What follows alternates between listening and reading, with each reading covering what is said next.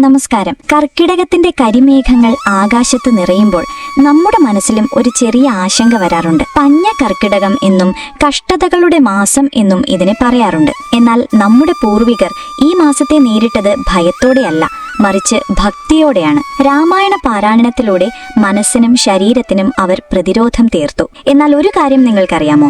27 നക്ഷത്രക്കാർക്കും ഈ കർക്കിടക മാസത്തിൽ സവിശേഷമായ ചില കാര്യങ്ങൾ ശ്രദ്ധിക്കാനുണ്ട്. എല്ലാ നക്ഷത്രക്കാർക്കും ഒരേ രീതിയിലല്ല ഈ മാസത്തെ ഊർജം അനുഭവപ്പെടുക.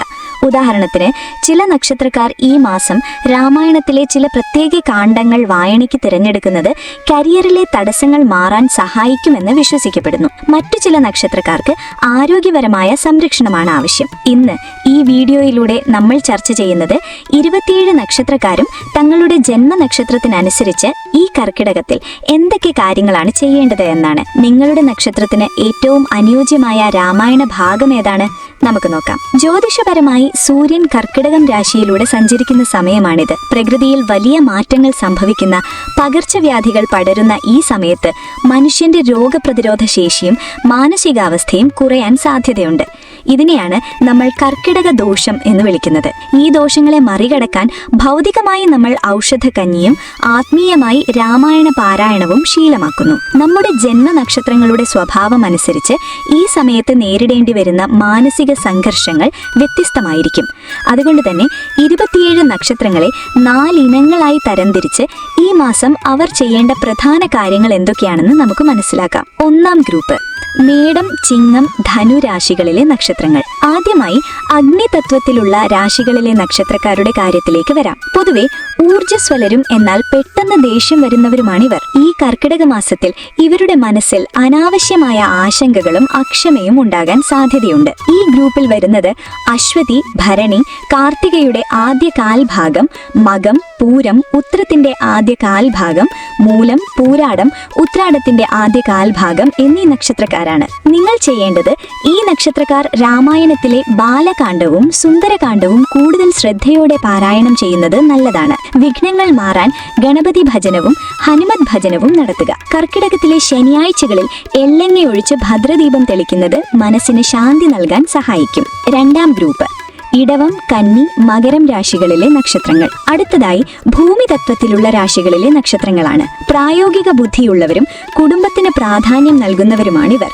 എന്നാൽ കർക്കിടകത്തിൽ സാമ്പത്തികപരമായ ചില തടസ്സങ്ങളോ കുടുംബത്തിൽ ചെറിയ അഭിപ്രായ വ്യത്യാസങ്ങളോ ഇവരെ അലട്ടിയേക്കാം. ഈ ഗ്രൂപ്പിൽ വരുന്നത് കാർത്തികയുടെ അവസാന മുക്കാൽ ഭാഗം, രോഹിണി, മകൈരത്തിന്റെ ആദ്യ പകുതി ഭാഗം, ഉത്രത്തിന്റെ അവസാന മുക്കാൽ ഭാഗം, അത്തം, ചിത്തിരയുടെ ആദ്യ പകുതി ഭാഗം, ഉത്രാടത്തിന്റെ അവസാന മുക്കാൽ ഭാഗം, തിരുവോണം, അവിട്ടത്തിന്റെ ആദ്യ പകുതി ഭാഗം എന്നീ നക്ഷത്രക്കാരാണ്. നിങ്ങൾ ചെയ്യേണ്ടത് ഈ നക്ഷത്രക്കാർ രാമായണത്തിലെ അയോധ്യാകാന്ഡം ഭക്തിപൂർവ്വം വായിക്കുക.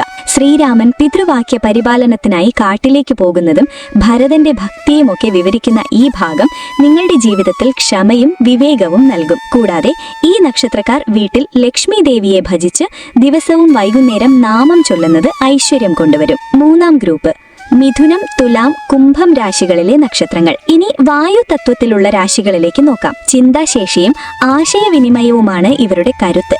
എങ്കിലും കർക്കിടക മാസത്തിൽ എടുത്തുചാടിയുള്ള തീരുമാനങ്ങൾ മൂലം ഇവർക്ക് ചില നഷ്ടങ്ങൾ വരാൻ സാധ്യതയുണ്ട്. ഈ ഗ്രൂപ്പിൽ വരുന്നത് മകൈരത്തിന്റെ അവസാന പകുതി ഭാഗം, തിരുവാതിര, പുണർത്തത്തിന്റെ ആദ്യ മുക്കാൽ ഭാഗം, ചിത്തിരയുടെ അവസാന പകുതി ഭാഗം, ചോതി, വിശാഖത്തിന്റെ ആദ്യ മുക്കാൽ ഭാഗം, അവിട്ടത്തിന്റെ അവസാന പകുതി ഭാഗം, ചതയം, പൂരിരുട്ടാതിയുടെ ആദ്യ മുക്കാൽ ഭാഗം എന്നീ നക്ഷത്രക്കാരാണ്. നിങ്ങൾ ചെയ്യേണ്ടത് ഈ നക്ഷത്രക്കാർ രാമായണത്തിലെ കിഷ്കിന്ധാകാന്ഡവും സുന്ദരകാന്ഡവും പാരായണം ചെയ്യാൻ ശ്രദ്ധിക്കുക.